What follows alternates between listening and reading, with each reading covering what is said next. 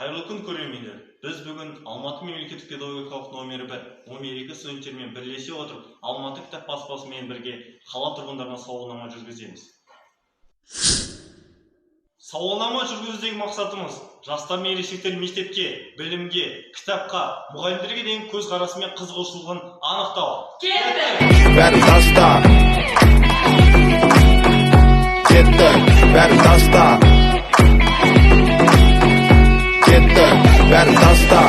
Саламатсыздар, мен номері 1 педколледжден келіп тұрмын. Алматы кітап баспасымен бірге сауалнама өткізіп жатырмыз. Сізге бірнеше сауалдар қойсақ, аты-жөніңіз кім болады? Аты-жөнім Құлымбетова Асмагүл Ғазизқызы. Астана қаласынан келіп отырмын. Негізі қызылордалықпыз. Сіздің мектеп жасындағы балаларыңыз бар ма? Бар, балалар, немерелерім бар. Қазіргі таңдағы оларға ойыңыз қандай? Жалпы менің өзім мамандығым педагог. Қандай күшті? Иә, аудандық білім бөлімінде 26 жыл әдіскер болып жұмыс істедім, бастауыштың әдіскері болып жұмыс істедім. Сондықтан маған бұл сұрағыңыз өте таныс. Қазіргі жаңартылған білім бағдарламасы бойынша мына оқулықтардың сапасы, жалпы ішкі мазмұны тіпті сын көтермейді десек болады. Тіпті өрескел сұрақтар бар ішінде. Мен енді қазір зейнетке шыққаныма 4-ші жыл болып кетті. Кітапты ашып толық жұмыс істеп отырған жоқпын, бірақ немерелерімнің кітаптарына, күнделікті сабаққа дайындалған жұмыстарынан, кейде олардың сұраған көмектеріне бағыт берген кезде байқап отырмын. Бірақ дәл қазір бұлай ашып айтатындай есімде тұрған жоқ. Математика оқулықтарында әсіресе көп кездесті. Сосынғы бір ерекшелік, біз енді жаңартылған білім мазмұны бойынша балаларды бір жоғары деңгейде оқытамыз деп талаптанып жатырмыз ба? Өте күрделі тапсырмалар бар балаларға. Мысалы, кезінде Блум таксономиясы деді.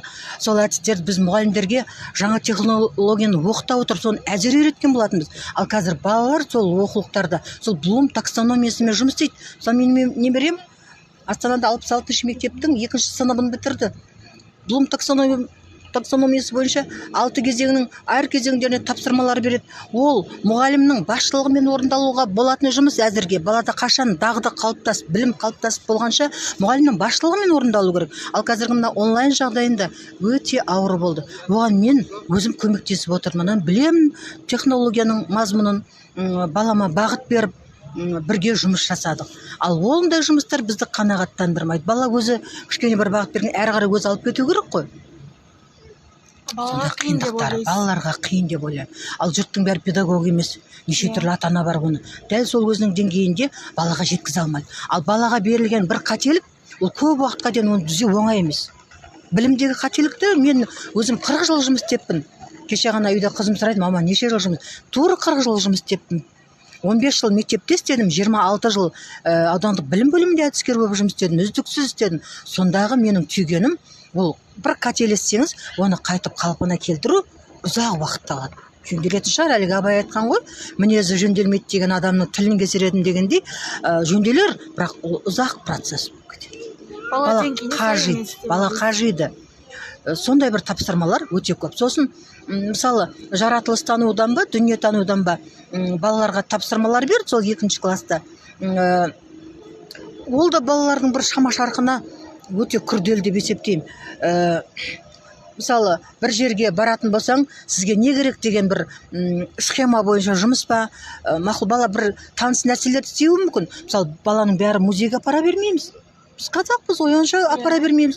Оның үстіне менің балам дәл есін біліп былай танымдық қабілеттерін арттыруға, музейге апаруға соңғы 2 жылда карантин шектеулер болыпты, біз оларды апара алмадық. А музейге мен білгенменен менің көзқарасымды ол танымайды ғой. Амал жоқ, біздің айтуымызбен ол сол тапсырмаларды орындады. Сондықтан әрбір берген білім, бұрынғы біздің Совет үкіметі кезіндегі оқулықтардан да бір қашатын еш нәрсесі жоқ. Соның жақсы жақтарын кейінгі тәуелсіздік алған бір алғашқы жылдардағы өзіміздің авторлардың басшылығымен жасалған кітаптардың мазмұнын, тәсілдерін басшылық алып жасауға болады. Қашықтықтан оқыту мен дәстүрлі оқытудың айырмашылығы қандай? Енді балам дәстүрлі оқуға не жетеді? Бала сыныпта отырып, ұстазының көз алдында білмегенін сұрап, мұғалім оны бақылауға алып отырғанға не жетеді? Класстастарымен араласады, топпен араласады, бірге ойнап, бірге жүргеннің өзі баланы есейтеді. түрлі көзқарастарын қалыптастырады ойынның барысында да. Ал қазір қашықтықтан оқыту амал жоқ болды ғой енді. Оны оқытайын деп отқан жоқпыз. Амал жоқ, балалардың өмірін сақтау керек. Болашағымыз, өміріміздің жалғасы. Міне бұндағы қиыншылық. Мұғалім қанша экраннан оны бақылап отыр дегенменен ол көзінің алдында емес. Ата-ананың 90% көмектесті десек болады. Баламен бірге оқыдық. Демеп жібермесек болмайды, отырып қалуға тағы болмайды. Сондықтан мұғалімнің жасай алмаған жұмыстарын ата-аналар толықтырды, меніңше. Ал осы мектеп кезінен есіңізде қалған бір өлең шумақтары бар ма? Мектеп кезінде енді қазір балалар әндері жоқтың қасы. Мысалы біздер әліппе тойын өткізіп, сонда балаларға арналған керемет достық туралы, әліппе туралы тамаша өлеңдерді үйретіп жататын едік. Балалық туралы. Қазір ондай өлеңдер тіпті білмеймін.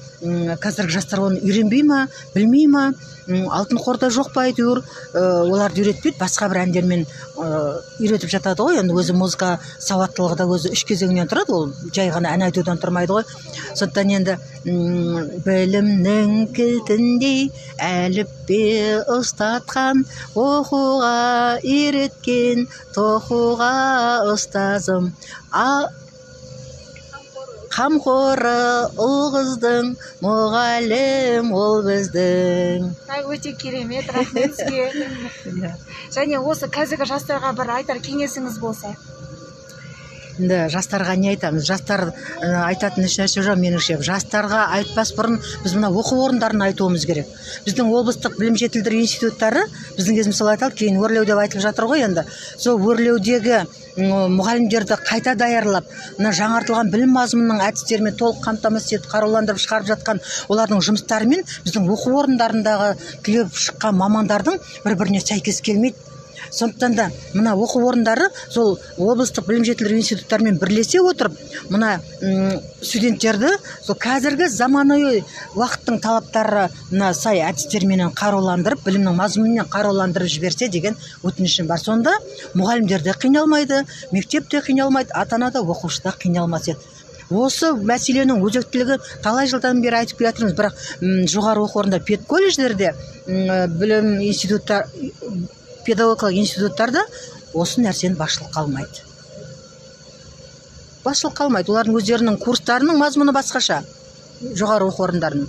Сондықтан осы бір өтінішті айтқым келеді. Енді ол да ағанда уақыт керек шығар. Енді баланы сүйе білу керек.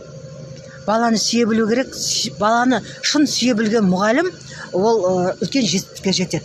Баланың жүрегіне енбей, ол бала сізге ашылмайды. Сондықтан балаға деген бар махаббаттарыңызды беріңіздер, бар тәжірибелеріңізді, уақыттарыңызды аямаңыздар.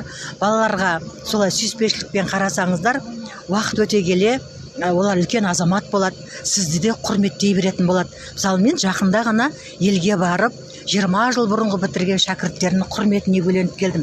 Сонда өзімнің сонда үлкен жүректі, үлкен әріппен айтылатын ұстаз деген атқа еге болғаныма сондай қуандым. Бала мейірімді сезе біледі деп ойлайсыз ғой. Рахмет жауабыңызға.